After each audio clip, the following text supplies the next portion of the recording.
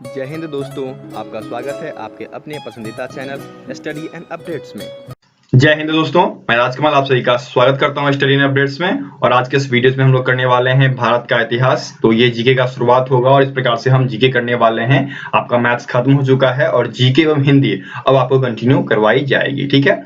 और भारत के इतिहास में आपको 250 प्लस प्रश्न देखने को मिलेंगे जो कि अरिहंत के बुक से हैं और यह पूर्णतः विस्तार के साथ बतलाए जाएंगे। तो आप समय निकाल कर बैठें और बताए गए टर्म्स को नोट्स भी करते रहें ताकि आपके एग्जाम में यह महत्वपूर्ण साबित हो, ठीक है। और जितना हो सके इसे अपने दोस्तों के बीच शेयर भी करें, ओके। तो चलिए शुरुआत करते हैं। आपका पहला प्रश्न दिया गया है, श्री पेरुम्बटूर किसका जन्म स्थल है। देखिए यहाँ पर 4 संतों के बारे में दी गई है। ये जो प्रश्न है यह भक्ति एवं सूफी आंदोलन के समय का प्रश्न है, उससे संबंधित है, ठीक है। तो यदि हम भक्ति एवं सूफी आंदोलन की बात करें तो सर्वप्रथम 6th सेंचुरी में आपका भक्ति एवं सूफी आंदोलन स्टार्ट किया गया था और वह आपके दक्षिण साइड से स्टार्ट हुआ था। भारत के दक्षिण में तमिल से स्टार्ट हुआ था, ठीक है। तमिल क्षेत्र से यह स्टार्ट किया गया था और वहां पर आलावार संतों के द्वारा यह शुरुआत किया गया था। वहीं उत्तर में बात करें तो उत्तर में इसके लिए जो है रामानंद जाने जाते हैं, ठीक है। तो ये था बेसिक आपको भक्ति एवं सूफी आंदोलन के बारे में जो कि 6th सेंचुरी में हुआ था। और अब चलिए प्रश्न की बात करते हैं। जैसा यहाँ पर दिया गया है कि किनका जन्म स्थल है, ठीक है। तो पेरुम्बटूर कह लीजिए, ये आपको अरिहंत में देखने को मिलेगा पेरुम्बटूर, ठीक है। अरिहंत के बुक में मिलेगा और वहीं पर आप जब लूसेंट की बुक देखेंगे तो उसमें आपको पेरुम्बर देखने को मिलेगा। क्या मिलेगा? पेरुम्बर जो कि कहाँ है? मद्रास में है। कहां पर है? मद्रास के पास यह जगह है और यह जगह जो है वह श्री रामानुजाचार्य जी का जन्म स्थल है, ठीक है। इनका जन्म जो है वह 11वीं सदी में हुआ था, ठीक है। 11वीं सदी में इनका जन्म हुआ था। यदि वर्ष की बात की जाए तो 1070 ईस्वी, ठीक है। ये इनका जन्म वर्ष है, ठीक है। और ये जो थे वह राम के उपासक थे। किनके उपासक थे? राम के उपासक थे, ठीक है। और यदि बात की जाए संप्रदाय की तो ये जो थे वह श्री संप्रदाय। कौन से संप्रदाय? श्री संप्रदाय के प्रवर्तक माने जाते हैं, श्री रामानुजाचार्य, ठीक है। और ये जो थे वह विशिष्टता द्वैतवाद मत के समर्थक थे। किस मत के? विशिष्टता द्वैत, ठीक है। विशिष्टता द्वैत मत के समर्थक थे। इनके बारे में इतनी जानकारी काफी है। और यहाँ पर मैं आपको 2 और महत्वपूर्ण सूफी संत के बारे में बताता हूं जो कि श्री माधवाचार्य और शंकराचार्य जी हैं, ठीक है। तो माधवाचार्य के बारे में जब आप जानोगे तो इनके बारे में मुख्य चीजें जो प्रसिद्ध है वह है कि ये ब्रह्म समाज के प्रवर्तक थे। किस समाज के? ब्रह्म समाज के, ठीक है। और ये जो थे वे द्वैतवाद मत, कौन सा मत? देखिए, द्वैतवाद मत के समर्थक थे, ठीक है। और देखिए श्री शंकराचार्य, तो श्री शंकराचार्य के बारे में जब भी आप पढ़ेंगे तो ये जो स्टोरी है वह आपको जाता है श्री आदि शंकराचार्य जी के बारे में। और आदि शंकराचार्य जी ने क्या किया था कि 4 मठ की स्थापना की थी और उन 4 मठ में जो प्रधान होता है सबसे बड़ा, जैसे कि आपके स्कूल कॉलेज में चेयरमैन होते हैं, उसी प्रकार उन्होंने मठ का प्रधान बनाया जो कि सनातन धर्म अर्थात हिंदू धर्म का प्रधान माना जाता है, मुखिया माना जाता है, सबसे ऊपर का पद माना जाता है और उस पद को शंकराचार्य कहा जाता है, ठीक है। तो ये सारी चीजें हैं जो सूफी संत के समय बहुत ही प्रसिद्ध रही। तो ये आपके लिए बहुत ही मददगार रहेगा, ठीक है। सेकंड प्रश्न आपका दिया गया है कि भारत का नेपोलियन किसे कहा जाता है। देखिए भारत का नेपोलियन जो है वह समुद्रगुप्त को कहा गया है। इनका जन्म जो है वह 350 ईस्वी में हुआ था, ठीक है। और इनके पिता का नाम था चंद्रगुप्त प्रथम, ठीक है। और समुद्रगुप्त जो है वह विभिन्न अभियानों के कारण, इनके ऐसे ऐसे अभियान चले जिनकी वजह से यह प्रसिद्ध हो गए और इन्हें एक इतिहासकार जिसका नाम था V.A. स्मिथ, क्या नाम था? V.A. स्मिथ, इस इतिहासकार ने इन्हें भारत का नेपोलियन कहा, ठीक है। क्योंकि ये क्या थे? एक बहुत ही पराक्रमी राजा थे और अभियान चलाने में इन्होंने महारत हासिल कर ली थी, ठीक है। एक और बात सामने आती है समुद्रगुप्त के समय में, सिंहौल जो है वह श्रीलंका को कहा जाता है। मैं आपको लिख दूं, ठीक है। सिंहौल ये अभी श्रीलंका कहलाता है। श्रीलंका के राजा ने बौद्ध मठ की स्थापना किया था, ठीक है। और मुझे ये बताओ कि समुद्रगुप्त जो थे वह किस साम्राज्य से थे? तो वह थे गुप्त साम्राज्य से। किस साम्राज्य से? गुप्त साम्राज्य से। इसके संस्थापक कौन थे? इसके संस्थापक श्रीगुप्त थे, जिनका शासनकाल जो है 240 से लेकर 285 तक माना जाता है। ठीक है, तो सेकंड का उत्तर क्या हो जाएगा? ए। ठीक है, और फर्स्ट का उत्तर क्या हो जाएगा? डी, श्री रामानुजाचार्य। ठीक है दोस्तों, आप सभी की सुविधाओं का ख्याल रखते हुए स्टडी एंड अपडेट्स के द्वारा एक फेसबुक ग्रुप बनाया गया है। व्हाट्सएप ग्रुप फुल हो चुका है, वहां पर और बच्चे नहीं जुड़ सकते हैं, तो इसका ख्याल करते हुए एक फेसबुक ग्रुप बना दिया गया ताकि आप सभी यहाँ पर ज्वाइन कर लें। यहाँ पर जुड़ने का फायदा ये है कि आपको यहाँ पर कुछ क्विजेस कराई जाती है, या फिर जो भी वीडियो की नोटिफिकेशन आती है, या फिर जो गवर्नमेंट जॉब्स की नोटिफिकेशन आती है, वह सब यहाँ पर डाली जाती है। आप देख सकते हैं ये सारी लिंक्स यहाँ पर डाल दी जाते हैं। तो ज्वाइन करने के लिए इसका लिंक डिस्क्रिप्शन बॉक्स में दिया गया है, फेसबुक ग्रुप लिखा हुआ है, वहां पर जाकर आप इसे ज्वाइन कर सकते हैं। ठीक है, क्वेश्चन नंबर 3 दिया गया है कि कुषाण वंश के प्रसिद्ध राजा का नाम बताना है। देखिए, कुषाण वंश में जो सबसे प्रसिद्ध राजा हुए राजा कनिष्क, जो कि यहाँ पर आपको 3 के ए में दिया गया है। और इनके बारे में 2-3 चीजें प्रसिद्ध हैं, जो कि मैं आपको बता दूं कि इन्होंने 78 ईस्वी में क्या चलाया था? शक संवत चलाया था। ठीक है, अभी जो हम लोग शक संवत जानते हैं वह इन्होंने ही चलाया था। अच्छा, ये बताइए कि ये कहां से आए थे? तो ये आपके पश्चिमी चीन से आए हुए थे, और इनकी जो जनजाति थी वह थी कुषाणयू चीन जनजाति। ठीक है, इसी से ये संबंधित थे। और कनिष्क के बारे में यदि हम बात करें तो इन्होंने पुरुषपुर, जो कि अभी पेशावर में है, उसको अपनी राजधानी बनाई थी। किसको? पुरुषपुर। ठीक है, इसको अपनी राजधानी बनाई थी, जो कि अभी पेशावर में चला गया है। और फिर उसके बाद इन्होंने दूसरी राजधानी मथुरा को बनाया। ठीक है, और इनके बारे में एक बात और प्रसिद्ध है कि इन्होंने कनिष्कपुर नामक एक नगर की स्थापना की थी, और वह भी कश्मीर में की थी। ठीक है, तो उत्तर क्या हो जाएगा? 3 का ए हो जाएगा। चलिए आगे बढ़ते हैं। 4 दिया गया है कि बौद्धों के पवित्र अवशेषों पर निर्मित गुंबदकार छत वाली अर्धगोलाकार संरचना को क्या कहा जाता है? तो उनके अवशेषों पर निर्मित अर्धगोलाकार संरचना जो होती है वह स्तूप कहलाती है। ठीक है, सांची स्तूप आप जानते होंगे। तो यहाँ पर देखिए 4 का ए उत्तर हो जाएगा। और यदि आप बौद्ध धर्म के बारे में जानना चाहते हैं तो बौद्ध धर्म के संस्थापक कौन थे? गौतम बुद्ध थे। इनका जन्म कहाँ हुआ था? लुम्बिनी में हुआ था। ठीक है, इन्होंने अपना गृह जो है 29 वर्ष की उम्र में त्याग कर दिया। गौतम बुद्ध के बारे में यदि हम थोड़ी बहुत जानकारी ले लें तो चलिए मैं लिख देता हूं, गौतम बुद्ध। ठीक है, इनका जन्म जो है वह लुम्बिनी में हुआ था। इन्होंने गृह त्याग जो है 29 वर्ष की उम्र में किया, और इनको जो ज्ञान प्राप्त हुआ वह उरुवेला, जो कि निरंजन नदी के पास है, वहां पर इन्हें ज्ञान की प्राप्ति हुई। और 35 वर्ष की उम्र में इन्हें ज्ञान प्राप्त हुआ था। ठीक है, 29 में इन्होंने अपना गृह त्यागा, और 35 वर्ष में इन्होंने ज्ञान प्राप्ति कर ली। ठीक है, काफी है, आगे बढ़े। 5वां आपका दिया गया है कि दिल्ली सल्तनत का उद्धारक कौन है? तो दिल्ली सल्तनत का जो उद्धारक है सर्वप्रथम वह बलबन है, जो कि 1265 से लेकर 1287 के बीच रहा था। ठीक है, तो देखिए यहाँ पर आपको डी में दिया गया है गयासुद्दीन बलबन। ठीक है, तो 5 का उत्तर क्या हो जाएगा? डी हो जाएगा। और गयासुद्दीन बलबन के बारे में 1-2 चीजें प्रसिद्ध हैं, जान लीजिए कि बलबन जो थे वह फारसी थे। ठीक है, ईरानी परंपरा के थे। तो उन्होंने ईरानी परंपरा के अनुसार सिजाद तथा पोवास नाम का प्रथा चलाया था। ठीक है, और बलबन ने अपने विरोधियों से निपटने के लिए लौह एवं रक्त की नीति का अनुसरण किया था। लौह एवं रक्त नीति आपको पूछा जाता है कि इसका अनुसरण किसने किया था? तो वह गयासुद्दीन बलबन के द्वारा किया गया था। ठीक है, आगे बढ़े। 6ठा आपको दिया गया है कि भारत के समुद्री मार्ग की खोज किसने की थी? देखिए, भारत की समुद्री मार्ग की जो खोज है वह वास्को डिगामा द्वारा किया गया था। वास्को डिगामा जो है वह 17 मई 1498, ठीक है, 17 मई 1498, कहीं कहीं पर आपको 20 मई भी देखने को मिलता है। ठीक है, तो 17 मई से लेकर 20 मई, क्योंकि अलग अलग बुक में अलग अलग चीजें पब्लिश होती हैं, तो आप जो है इस वर्ष को याद रखेंगे, मई 1498। ठीक है, इस वर्ष में वास्को डिगामा जो था वह कालीकट के बंदरगाह पर आया था समुद्री मार्ग से, और यह जो भारत आया था उसमें से मदद की गई थी भारतीय व्यापारी द्वारा, जिसका नाम था अब्दुल मजीर।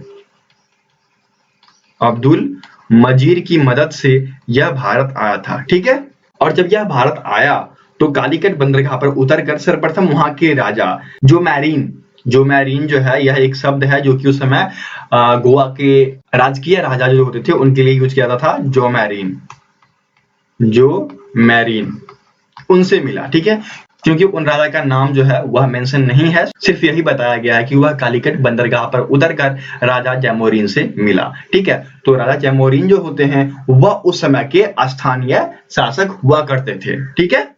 तो आप जैमोरिन का नाम याद कर लीजिए, आगे प्रश्न में पूछा जाएगा तो उस समय आपको उत्तर देना होगा इसका, ठीक है। चलिए अब और भी बात जान लेते हैं कि जब वास्को डी गामा ने भारत की समुद्री मार्ग की खोज कर दी तो क्या आसान हो गया? भारत और यूरोप के बीच व्यापारिक मार्ग आसान हो गया। किसके किसके बीच? भारत एवं यूरोप के बीच व्यापारिक रास्ता आसान हो गया, ठीक है। तो 6 का सी उत्तर हो जाएगा, वास्को डी गामा, ठीक है। आगे बढ़े। 7वां आपको दिया गया है कि निम्नलिखित में किसे भारत का तोता कहा जाता है। देखिए भारत के तोता कहे जाने वाले जो हैं वह अमीर खुसरो हैं। अमीर खुसरो का पूरा नाम जो है वह अबुल हसन यमुद्दीन अमीर खुसरो है, ठीक है। यहाँ पर अमीर खुसरो आपको बी में दिया गया है, तो 7 का बी उत्तर हो जाएगा। यदि अमीर खुसरो के बारे में बातचीत करें तो यह एक प्रमुख कवि भी थे, शायर भी थे, गायक भी थे और संगीतकार भी थे, ठीक है। और इन्होंने अपने समय में 7 शासकों के शासनकाल को देखा है, ठीक है। और इनके बारे में एक और बात प्रसिद्ध है कि इन्होंने सितारे और तबले, किस किस को? सितारे यह एक वाद्य यंत्र है और तबला यह भी एक वाद्य यंत्र है, इसका खोज इन्हीं के नाम पर जाता है, ठीक है। तो 7 का उत्तर बी हो गया। आगे बढ़े। 8वां आपको दिया गया है वर्तमान दौलताबाद, जहां पर मोहम्मद बिन तुगलक ने दिल्ली से राजधानी को स्थानांतरित किया था और वह किसके समीप स्थित है? देखिए वर्तमान में जो दौलताबाद है, दौलताबाद फोर्ट आप सुने होंगे जो कि अभी कहां है? महाराष्ट्र में है और महाराष्ट्र के वह औरंगाबाद में है, ठीक है। तो मोहम्मद बिन तुगलक ने वर्ष 1326 से लेकर 27 के बीच अपनी राजधानी को स्थानांतरित किया था, ठीक है। तो उन्होंने इसका नाम जो है दौलताबाद रखा था। सर्वप्रथम इसका नाम क्या था? देवगिरी। देवगिरी इसका नाम था और बाद में इसका नाम परिवर्तित करके उन्होंने क्या रख दिया? दौलताबाद रख दिया, ठीक है। दौलताबाद रख दिया। बहुत ही महत्वपूर्ण पॉइंट्स हैं और मोहम्मद बिन तुगलक के बारे में 4 योजनाएं बहुत प्रसिद्ध है। तो चलिए इन 4 योजनाओं के बारे में हम लोग जानते हैं। आपका पहला योजना जो है वह था दोआब क्षेत्रों का कर वृद्धि करना, जो कि उन्होंने 1326 से 27 के बीच में ही की थी। उन्होंने इन सारे कार्य को 26 से 27 के बीच में ही किया है, एक दो कार्य जो है उसके बाद किया गया, जैसे कि राजधानी परिवर्तन, यह भी 1326 से 27 के बीच किया गया। फिर उसके बाद देख लीजिए संकेतिक मुद्रा का जो प्रचलन हुआ वह इन्हीं के समय में हुआ और यह किया गया था 1329 से लेकर 30 के बीच में, ठीक है। और उसके बाद इन्होंने एक और योजनाएं बनाई जिसका नाम था खुसराना एवं कारचिल का अभियान, ठीक है। तो ये 4 योजनाएं इनके बारे में बहुत ही फेमस है, आप इन्हें जान लीजिए और याद रखिए ताकि एग्जाम में आपको मदद मिले, ठीक है। तो 8 का उत्तर क्या हो जाएगा? औरंगाबाद, जो कि महाराष्ट्र में है, तो 8 का बी उत्तर हो जाएगा, ठीक है। 9 आपको दिया गया है कि भारत का प्रथम मुगल बादशाह कौन था। देखिए भारत का जो प्रथम मुगल बादशाह था वह था बाबर। यदि बाबर के बारे में हम लोग बातचीत करें तो बाबर क्या था? एक सुन्नी मुसलमान था, ठीक है। देखिए यहाँ पर दिया गया है बाबर जो कि एक सुन्नी मुसलमान था और उसने क्या किया कि मुगल वंश की स्थापना के साथ साथ उन्होंने पदशाही की स्थापना की, ठीक है। मुगल वंश की तो स्थापना इसने की ही, मुगल वंश की स्थापना की और उसके साथ साथ क्या कर दिया कि पदशाही की स्थापना की। इसके अनुसार क्या होता था कि शासक को बादशाह माना जाता था, ठीक है। इसके अनुसार पद पादशाही के अनुसार शासक जो होते थे, शासक को बादशाह कहा जाता था, ठीक है। ये सब बहुत ही इंपॉर्टेंट पॉइंट्स हैं। और बाबर के बारे में 3-4 युद्ध जो है बहुत ही फेमस है। यदि मैं उसको बताऊं तो पहला युद्ध जो है वह पानीपत का युद्ध है, ठीक है। पानीपत का युद्ध जो है वह आपको 21 अप्रैल 1526 में हुई थी और यह जो युद्ध हुआ था वह इब्राहिम लोदी के खिलाफ हुआ था और इसमें कि बाबर विजयी रहा, ठीक है। किसके खिलाफ? इब्राहिम लोदी के खिलाफ।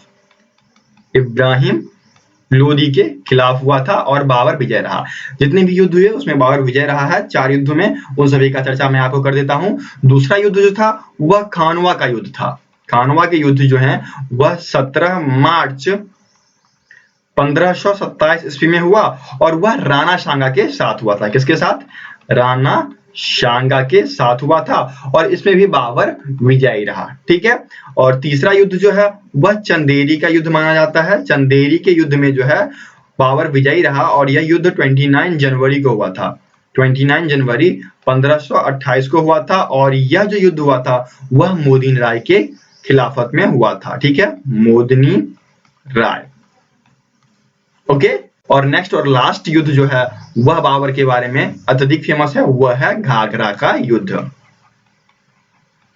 घाघरा का युद्ध, ये युद्ध बहुत ही फेमस है और यह युद्ध जो है वह 6 मई 1529 को हुआ था और किसके साथ हुआ था? अफगानों के साथ हुआ था। ठीक है, अफगानों के साथ युद्ध हुआ था और इसमें भी बाबर विजयी रहा। ठीक है, तो प्रथम मुगल बादशाह कौन रहा? बाबर, और बहुत ही चर्चित बादशाह यह रहा। तो 9 का सी उत्तर हो जाएगा। ठीक है, अच्छा मुझे ये बताइए कि बाबर की जो आत्मकथा है उसका नाम क्या है? बताइए।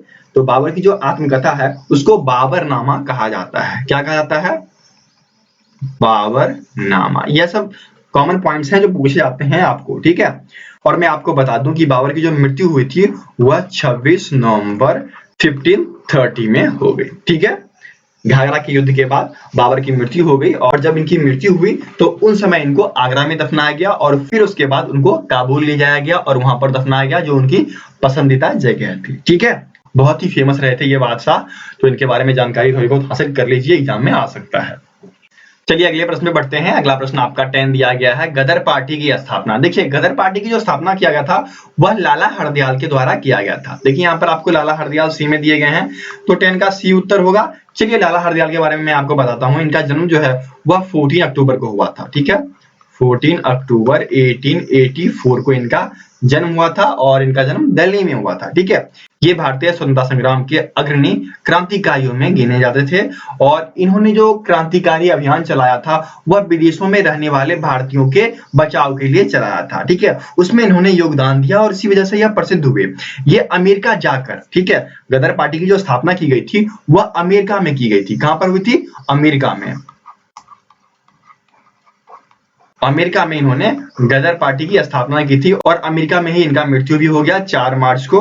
4 मार्च 1939 को अमेरिका में इनका मृत्यु हो गया और उस जगह का नाम था फिलाडेल्फिया, जो कि अमेरिका का बहुत ही प्रसिद्ध जगह है, वहां इनका मृत्यु हो गया। ठीक है, तो गदर पार्टी के बारे में जानकारी इतनी काफी है। ठीक है, तो यहाँ पर 10 का सी उत्तर हो गया। आगे बढ़े।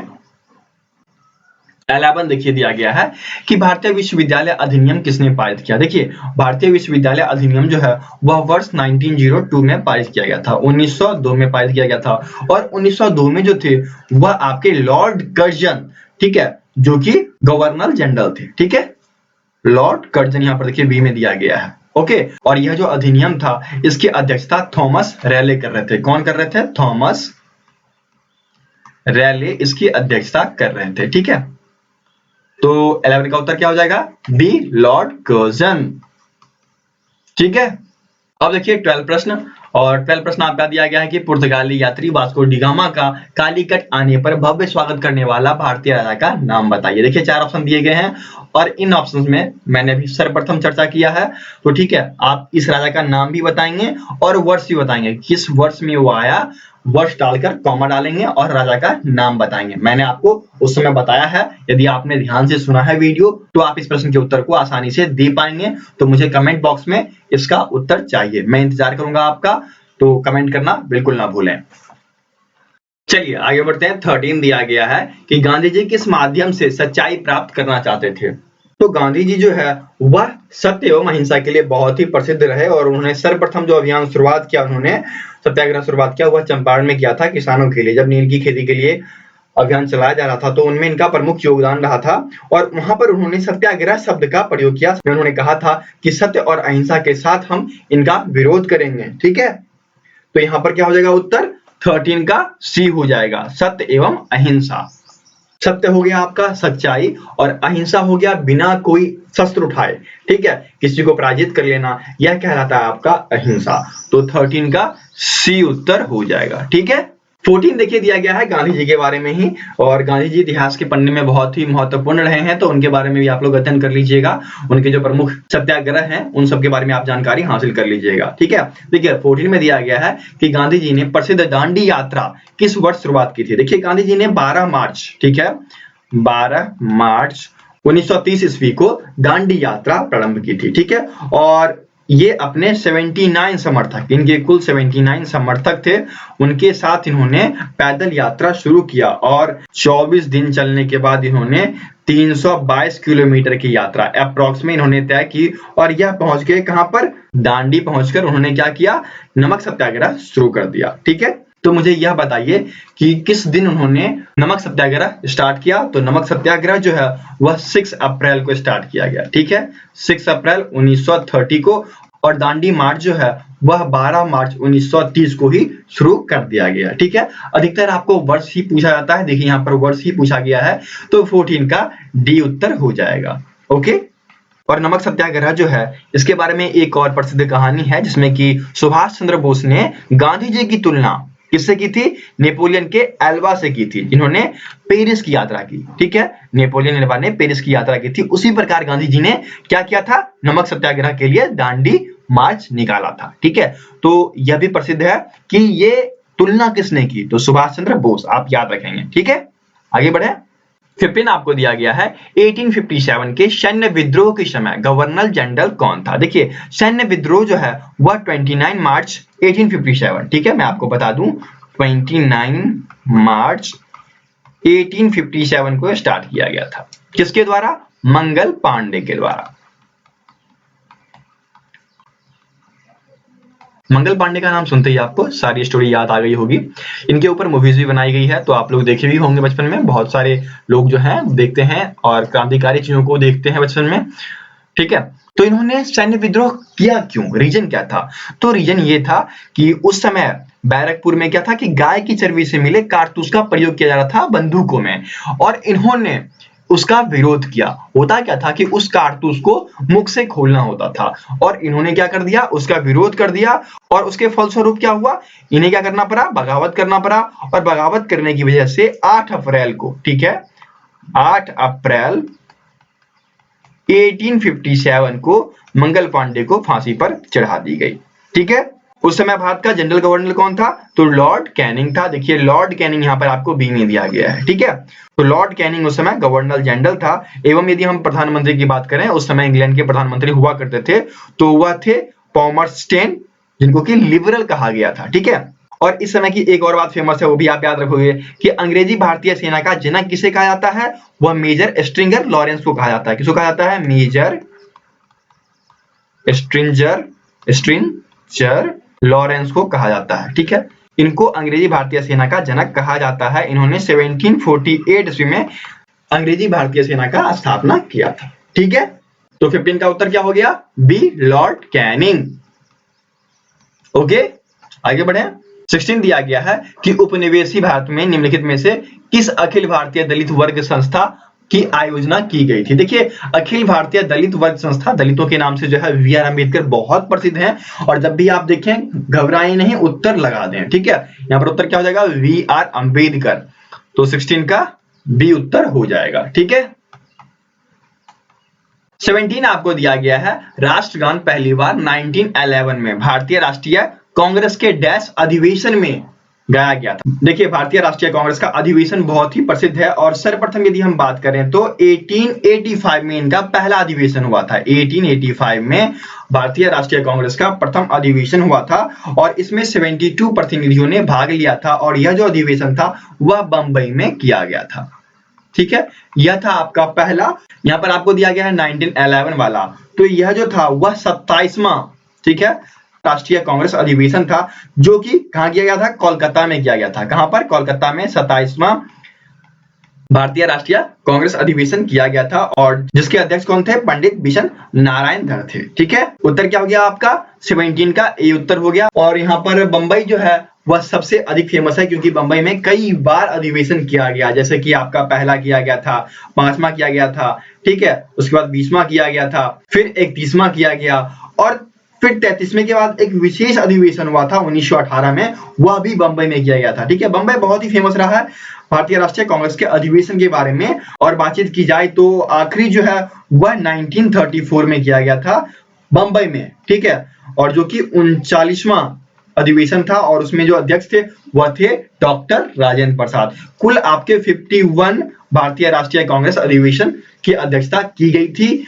ठीक है, सभा लगाई गई थी। ठीक है, तो कुल 51 है, उसमें आपके ये प्रमुख थे जो मैंने आपको बता दिया। ओके, आगे बढ़े।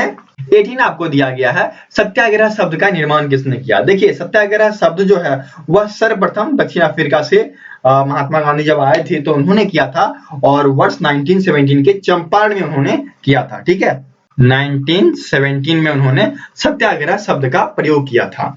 ओके, तो 18 का उत्तर ए हो जाएगा। मैं आपको चंपारण के बारे में बताऊंगा, वहां पर नील की खेती के विरोध में प्रदर्शन किया गया था, तो वह आगे प्रश्न है और हम लोग डिस्कस करने वाले हैं उसको। ठीक है, तो विस्तार से वहां पर डिस्कस करेंगे। आगे बढ़े। 19 दिया गया है, भारत किसके वायसराय काल में स्वतंत्र हुआ। ठीक है, यहाँ पर आपके 4 ऑप्शन दिए गए हैं, तो उन सभी ऑप्शन में से जो सबसे महत्वपूर्ण ऑप्शन है वह है आपका माउंटबेटन। तो भारत जो आजाद हुआ वह माउंटबेटन के काल में ही आजाद हुआ। ये जो आजादी की प्रस्तावना थी वह 3 जून को ही प्रस्तावित की गई थी। ठीक है, 3 जून 1947 को यह प्रस्तावित की गई, किसके द्वारा, माउंटबेटन योजना के द्वारा, और यह इंग्लैंड भेजा गया। और 18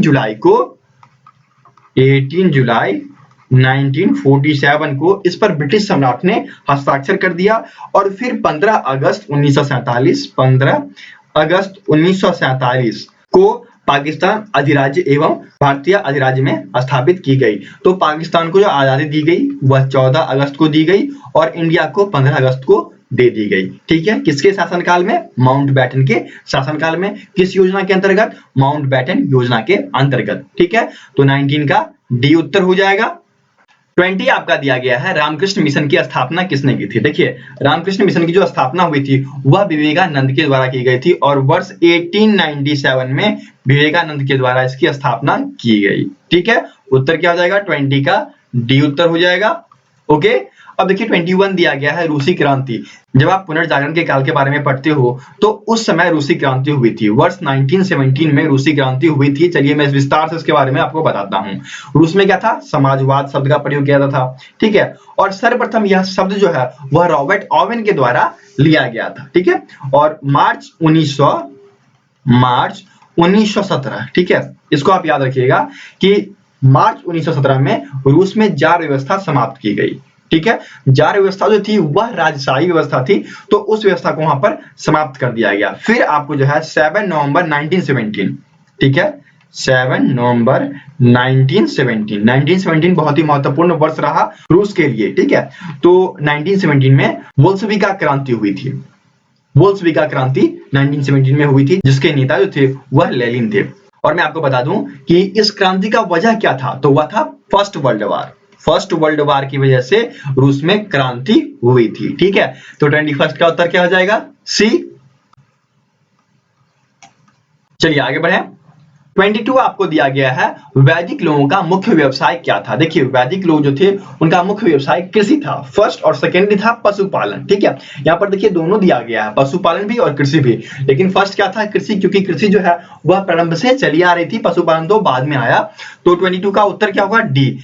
देखिए, वैदिक काल जो है यह 2 काल में बांटा जाता है, ऋग वैदिक काल, ठीक है, ऋग वैदिक काल, और दूसरा आपका उत्तर वैदिक काल। उत्तर वैदिक काल, ऋग वैदिक काल जो है वह 1500 से लेकर 1000 ईस्वी पूर्व तक मानी जाती है। वहीं पर उत्तर वैदिक काल 1000 से 600 ईस्वी पूर्व तक मानी जाती है। ठीक है, सर्वप्रथम यदि हम वैदिक सभ्यता की बात करें तो यह आर्यों के द्वारा स्थापित किया गया था और यह ग्राम्य सभ्यता थी। ठीक है, और आर्यों का जो समाज हुआ करता था वह पितृ प्रधान हुआ करता था, जो आज भी सनातन धर्म में माना जाता है। ठीक है, और उस समय भी स्त्रियां शिक्षा ग्रहण किया करती थी और मुख्य व्यवसाय जो था वह कृषि हुआ करता था।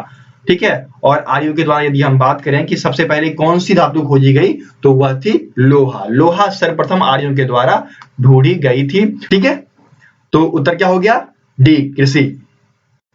आगे बढ़े। 23 दिया गया है, मानव अस्तित्व का प्रारंभ काल क्या था। देखिए मानव अस्तित्व का जो प्रारंभ काल है वह पूरा पाषाण काल है, ठीक है। पूरा पाषाण काल कहने का मतलब है कि पूर्ण पाषाण काल। आद्य पाषाण काल जो है उसमें मानव के अस्तित्व का कोई पता नहीं चलता है, लेकिन पूर्व पाषाण काल में मानव के अस्तित्व का पता चलता है। यहाँ पर देखिए पूर्व या फिर आपका पूरा पाषाण काल, जो कि यहाँ पर 23 के सी में दिया गया है, तो 23 का सी उत्तर हो जाएगा। यदि हम बातचीत करें पूरा पाषाण काल के बारे में तो सर्वप्रथम कौन सी धातु खोजी गई थी, तो यहाँ पर तांबा धातु खोजी गई थी, ठीक है।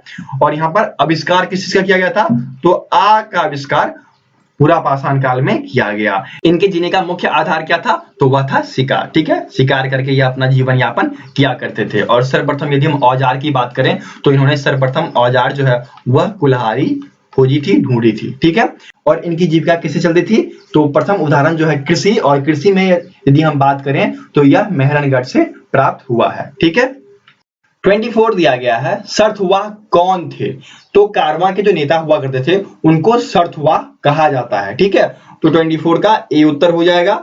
चलिए 25 बढ़ते हैं, और यह इस वीडियो का आखिरी प्रश्न है, इसके बाद मैं वीडियो को समाप्त कर दूंगा। तो चलिए इस प्रश्न को करते हैं। 25 दिया गया है, महात्मा गांधी ने अपना प्रथम सत्याग्रह किस स्थान से शुरू किया। देखिए महात्मा गांधी के बारे में यदि हम बातचीत करें तो प्रथम सत्याग्रह जो है इन्होंने बिहार से शुरुआत की, और बिहार के इन्होंने चंपारण जिले में शुरुआत की, जहां पर अंग्रेज जो है किसानों से नील की खेती कराया करते थे। तो उसके विरोध में राजकुमार शुक्ला ने उन्हें बुलाया, और जब शुक्ला के बुलाने पर गांधी जी आए तो उन्होंने वहां पर सत्याग्रह शब्द का प्रयोग किया, और नील की खेती के विरोध में इन्होंने सत्याग्रह शुरू कर दिया गया। किस वर्ष में किया, 1917 में इन्होंने इस सत्याग्रह को प्रारंभ किया था, ठीक है। तो उत्तर क्या हो जाएगा, चंपारण। 25 के सी में दिया गया है, तो 25 का सी उत्तर हो जाएगा, ठीक है। तो पूछे गए प्रश्न का उत्तर देना बिल्कुल ना भूलें। मिलते हैं दूसरी वीडियो में, तब तक के लिए जय हिंद। और यदि आप पीडीएफ के बारे में जानकारी लेना चाहते हैं तो बने रहें। दोस्तों आप सभी की सुविधाओं का ख्याल रखते हुए स्टडी इन अपडेट्स आपको 2 प्रकार की सर्विसेज देता है स्टडी मटेरियल्स के लिए। वीडियोस तो आपको बिल्कुल फ्री मिलती है। सेकेंडरी जो है, यदि आप वेबसाइट से पढ़ना चाहते हैं, चीजें देखना चाहते हैं, कंटेंट देखना चाहते हैं कि एग्जामिनेशन में कैसा आएगा, तो लिंक आपको नीचे दिया गया होता है, उस लिंक से चले जाएं, उसी लिंक पे आपको सब मिल जाएगा। और बाकी यदि आप डायरेक्टली जाना चाहते हैं तो www.studyandupdates.com ये रहा आपका वेबसाइट। आप इसे गूगल पे सर्च भी कर सकते हो, और इसके थ्रू आप जाकर सारी स्टडी मटेरियल्स को देख सकते हो। कुछ की पीडीएफ्स भी अवेलेबल होंगे, तो आप आसानी से डाउनलोड भी कर सकते हो। यह बिल्कुल फ्री है। सेकंड है आपका चार्जेबल प्लान। यदि आप पे कर पाते हो तो आपको ये सुविधाएं दी जाती है, और वह सुविधा है व्हाट्सएप का, ठीक है। व्हाट्सएप की सुविधाएं हैं, ये आपका नंबर है 7979946092, ठीक है। इस पे आप व्हाट्सएप करते हैं, और जो स्टडी मटेरियल्स आपको चाहिए होता है वो लिखते हैं, पे करते हैं, स्क्रीनशॉट भेजते हैं, तो आपको मटेरियल्स दी जाती है, ठीक है। अब चलिए जान लेते हैं कि वो मटेरियल्स हैं क्या। तो पहला मटेरियल्स है आपके अरिहंत बुक का पीडीएफ है। इसमें आपके जीके, रीजनिंग, मैथ एवं हिंदी आता है, और यह जो है एक मिनिमम चार्ज ₹30 पे ऑफर की जाती है। यदि आप ₹30 पे कर पाते हो तो आपको अरिहंत बुक का पीडीएफ प्रोवाइड करा दिया जाएगा, ठीक है। तो ये था आपका चैप्टर वाइज। इसमें आपको रीजनिंग, हिंदी, मैथ जो भी है सब चैप्टर वाइज मिलेंगे। बाकी सेकंड जो है यह आपका आता है प्रैक्टिस सेट्स। कुछ प्रैक्टिस सेट्स होते हैं जिसमें कि 100 एमसीक्यू क्वेश्चंस होते हैं, उसके कुछ सॉल्यूशंस, हिंट्स भी होते हैं, ठीक है। तो यदि आप किरण की लेना चाहते हो तो ₹30 लगती है, और किरण की 15 प्रैक्टिस सेट्स अवेलेबल है, ठीक है। सेकेंडरी आपका आता है जो मोस्ट इंपॉर्टेंट है, यहाँ पर देख लीजिए, वो है आपका गाइडर, ठीक है। गाइडर में 20 प्रैक्टिस सेट्स हैं, और इसके ₹35 चार्ज किए जाते हैं, ठीक है। देखिए किरण का 30, सेकेंडरी, गाइडर, और थर्ड जो है वह एसके पब्लिकेशन है। इसमें भी 20 प्रैक्टिस सेट्स है, जिसका चार्ज ₹35 है, ठीक है। ये 3 मोस्ट इंपॉर्टेंट है। और लास्ट वन ट्रेडमेंस के लिए एक स्पेशल है जो कि जीसीबी पब्लिकेशन का है, और यह जो है ₹31 में ऑफर की जाती है। इसमें आपको 18 प्रैक्टिस सेट्स दी जाती है, ठीक है। तो यदि आप इन सभी का पीडीएफ अरिहंत बुक के साथ साथ इन सभी का पीडीएफ लेना चाहते हो तो इसके लिए कॉमन प्राइस भी है। यदि आप इन सबको पे करोगे तो ₹101 पे करना होता है। यह एक कॉमन ऑफर है, ठीक है। यह एक कॉमन ऑफर है। बाकी आप देख सकते हो यदि सबका प्राइस ऐड करोगे तो 150 के आसपास पड़ता है, और यह आपका 101 जो बहुत ही सुविधाजनक है, तो आप इससे आसानी से प्राप्त कर सकते हो। इसके लिए आपको क्या करना पड़ेगा, पहले मैसेज करेंगे, मैसेज करने के बाद आपको डिटेल्स दी जाएगी, डेमो दिखाया जाएगा, आप डेमो पसंद करते हैं, फिर आपको पेमेंट का तरीका बता दिया जाएगा। आप पेमेंट करते हैं, स्क्रीनशॉट भेजते हैं, फिर आपको सारी पीडीएफ्स दी जाएगी। यदि आप गूगल ड्राइव यूज करना जानते हैं तो आप मोस्ट वेलकम है, आप अपनी ईमेल आईडी देंगे, इस पे हम आपको डायरेक्टली ऐड कर देंगे और मिनट में ही आपको सारी चीजें अवेलेबल हो जाएगी, ठीक है। और व्हाट्सएप से थोड़ा डाटा सेंड होने में टाइम लग जाता है। यदि आप पे करते हो, जैसे ही पेमेंट वेरीफाई होता है उसके तुरंत बाद आपको पीडीएफ भेज दी जाती है। वह पीडीएफ डिपेंड करता है कि नेटवर्क की स्पीड क्या है, उस स्पीड के साथ आपके पास प्राप्त हो जाती है। मैक्सिमम 4 आवर का समय लिया जाता है, इससे डिले आपको नहीं होगा। सारी पीडीएफ आपको दी जाएगी, 100% गारंटी है, ठीक है। तो पे करके यदि आप पीडीएफ प्राप्त करना चाहते हैं तो अभी व्हाट्सएप करें 7979946092, ठीक है।